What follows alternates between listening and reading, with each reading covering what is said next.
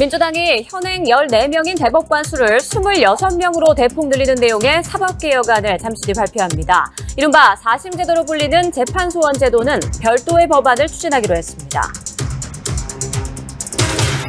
캄보디아에서 송환된 보이스피싱 피의자 58명에 대해서 구속영장이 청구됐습니다.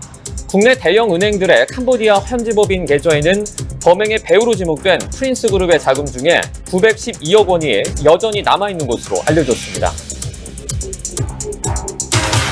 국감 2주 차인 오늘도 국회 국정감사 곳곳이 김현지 부속실장을 둘러싼 공방으로 불붙었습니다.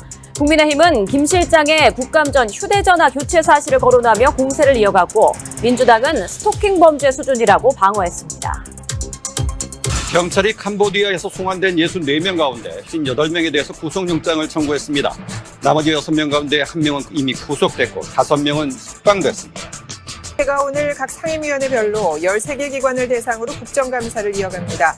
여야는 또다시 이재명 대통령 재판 문제와 김현지 실장의 출석 문제 등을 놓고 거세게 충돌했습니다. 최혜병 순직 사건 조사에 외압을 행사하고 은폐한 혐의로 특검이 이종섭 전 국방장관과 김기환 전 해병대 사령관 등 5명에 대해서 구속영장을 청구했습니다. 금거북이 매관 매직 의혹을 받는 이배용 전 국가교육위원장은 오늘도 특검에 출석하지 않았습니다.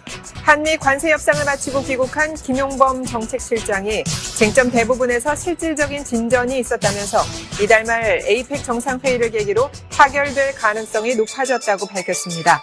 다만 조율이 필요한 한두 가지 쟁점은 남았다고 말했습니다. 지난달 자동차 수출액이 1년 전보다 17%가량 증가하며 역대 9월 중 최고치를 기록했습니다. 다만 관세 여파로 최대 수출국인 미국으로의 수출은 7% 넘게 줄었습니다.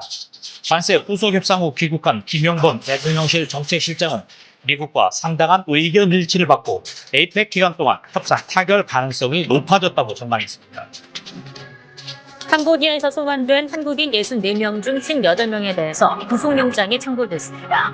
납치 고문으로 숨진 대학생에 대한 부검은 오늘 현지에서 캄보디아 측과 공동으로 실시됐습니다.